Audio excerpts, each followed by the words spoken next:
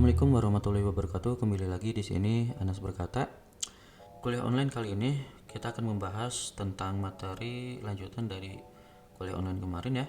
Kuliah online kemarin kita sudah membahas tentang cara penulisan variabel yang baik dan benar. Nah, sekarang kita akan lanjut materinya tentang aritmatika dasar di Java ya.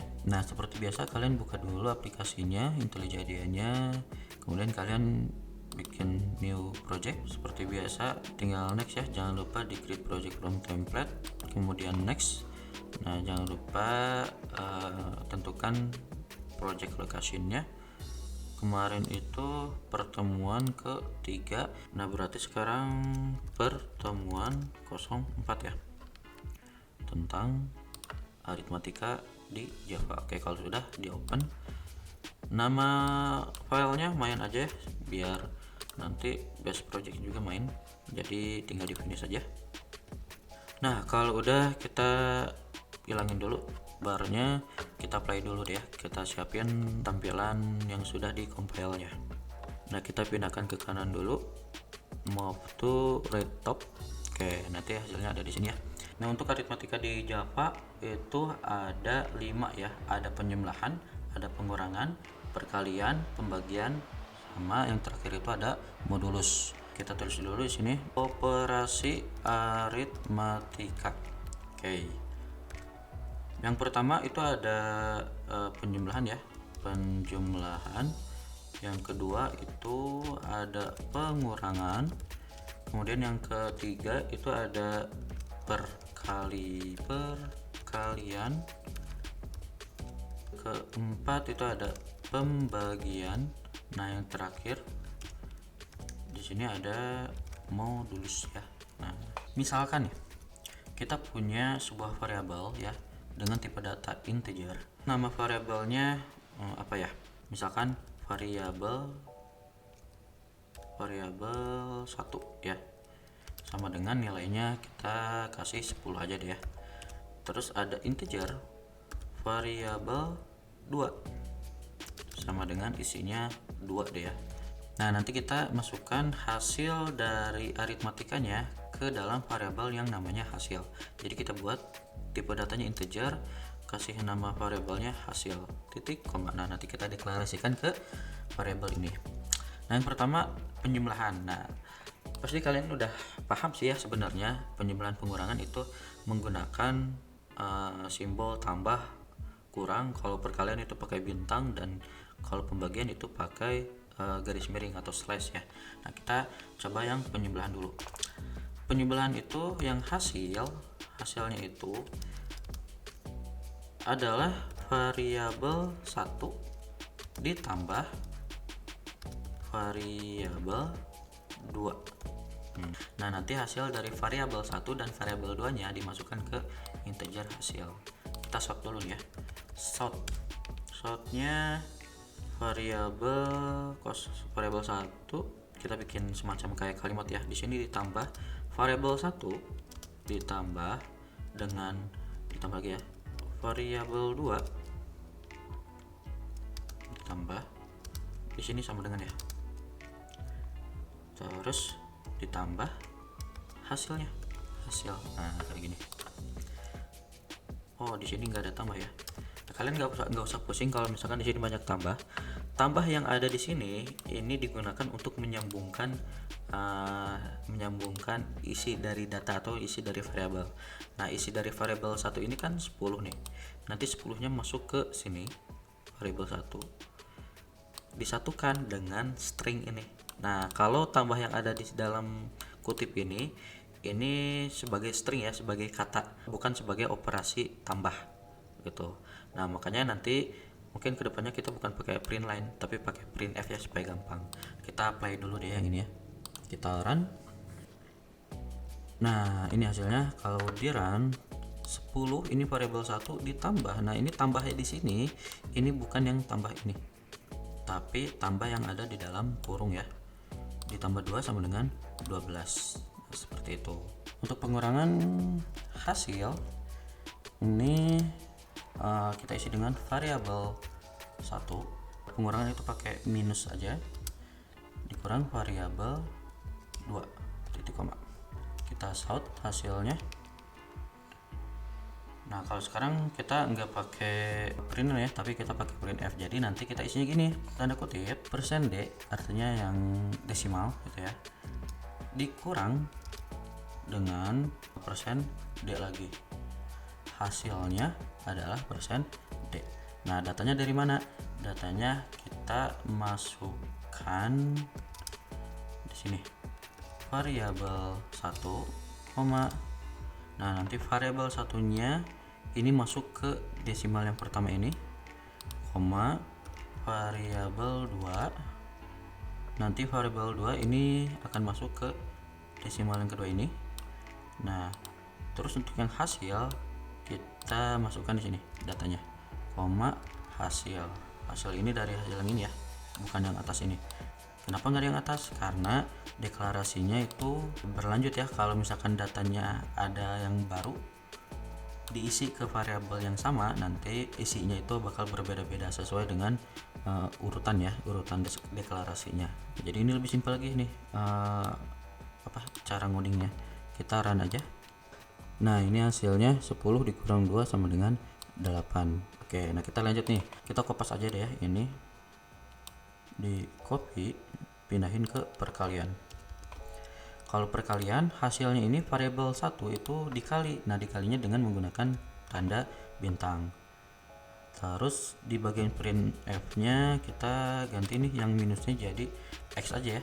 Kenapa x kok enggak bintang? Karena x yang di sini ini sebagai data biasa ya, string biasa gitu, bukan sebagai aritmatika. Nanti aritmatikanya udah kita lakuin di sini di atas di hasil ini gitu. Ini dikali ininya udah, variabel 1 masuk ke sini, variabel 2 masuk ke yang ini, yang hasil masuk ke yang ini. Kalau kita jalankan, oh ini belum di enter ya. Nah kalau untuk di enter kita bisa menambahkan enternya di sini setelah tanda desimal ini ya, \n.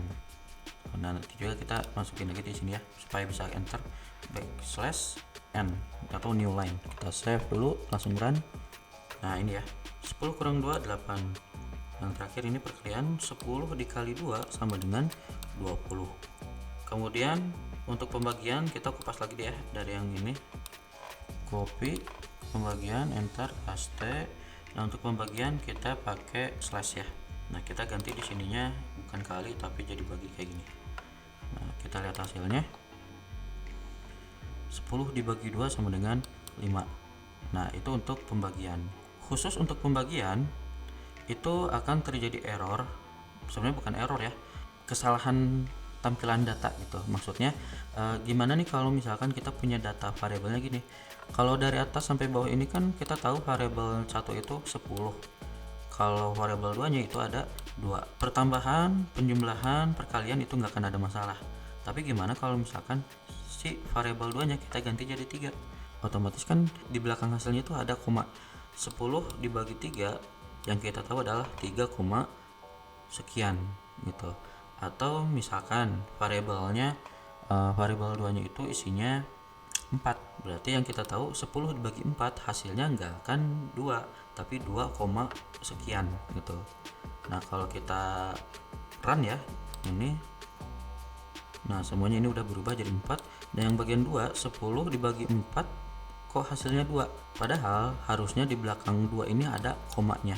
Nah untuk hal yang seperti ini yang harus kita lakukan adalah casting atau menukarkan atau mengkonversi tipe datanya yang asalnya integer berubah menjadi double atau float ya.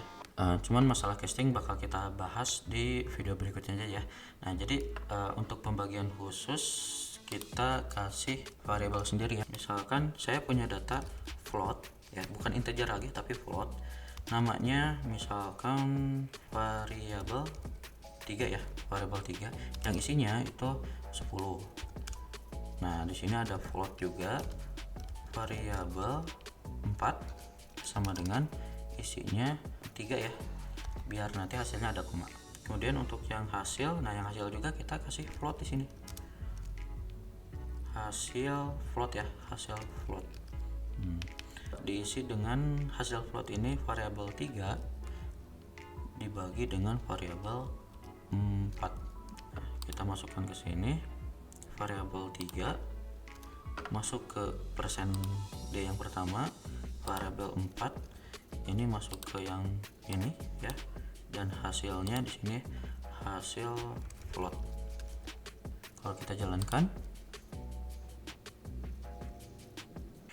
kok error ya?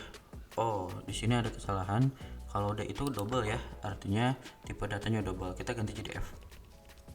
F di sini F juga, karena tipe datanya float. Nah, di sini tulisnya F. Kita jalankan lagi. Nah, muncul nih. Nah, jadi kalau float itu tipe datanya itu desimal kayak gini, ada koma ya di belakangnya kayak gini. 10 dibagi 3 hasilnya 3,33333 kayak gini. Kalau dibagi 4 jalankan seharusnya 2, berapa ya? 2,5 ya. Nah, benar 2,5. Nah, seperti itu cara penggunaan aritmatika pembagian ya yang benar. Jadi bagusnya menggunakan float atau bisa menggunakan double. Gimana kalau misalkan salah satu variabelnya itu berupa integer? Misalkan ya nanti di sini bukan float tapi integer. Nah, itu harus kita casting nanti. Kita bahas yang terakhir aja ya. Di sini kita enter dulu deh ya supaya kelihatan cantik. Di sini pembagian. Oke. Nah, yang terakhir ini ada modulus. Nah, modulus itu apa? Modulus itu adalah sisa hasil dari pembagian variabel. Misalkan kalau 10 dibagi 4 itu kan 2,5 ya, 2,5. Tapi kalau misalkan datanya integer nih, datanya integer, 10 dibagi 4 itu hasilnya pasti 2. Nah, tapi kan dari hasil 4 dikali 2 itu kan 8. Dari 8 ke 10 itu sisanya ada 2 lagi. Berarti modulus dari hitungan yang tadi itu hasilnya 2. Nah, kita contohin misalkan di sini ada hasil ini isinya variabel yang ini aja ya, variabel ini yang atas, variabel 1 di modulus itu menggunakan persen. Variabel 2 1 koma vari A. Nah, di sini kurang A, kita copy yang ini aja deh ya, copy paste di sini, variabel 1 variabel 2 hasil. Kalau kita jalankan ini 10 dibagi 3 sama dengan 2, 10 dibagi 4 sama dengan 2. Kenapa 2? Karena sisa dari pembagiannya, oh maaf di sini bukan perkalian ya, tapi pembagian atau modulus ya, pakai ini deh, persen.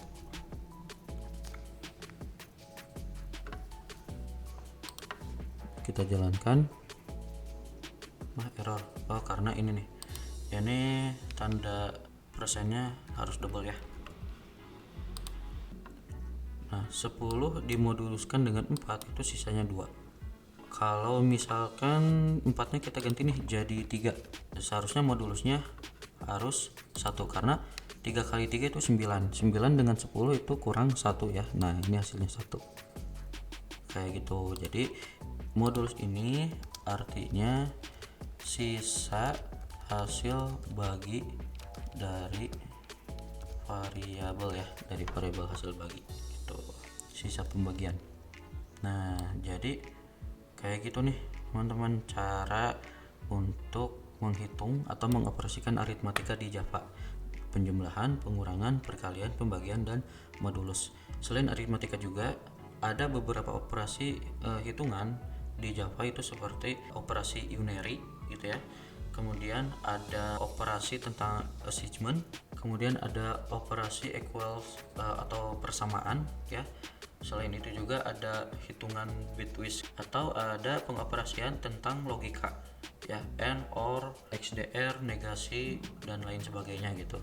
Nah, mungkin pengoperasian lainnya bakal kita bahas di video berikutnya aja ya gitu, supaya video ini tidak terlalu panjang.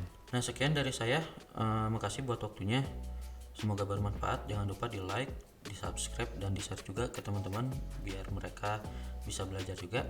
Makasih buat waktunya. Assalamualaikum warahmatullahi wabarakatuh.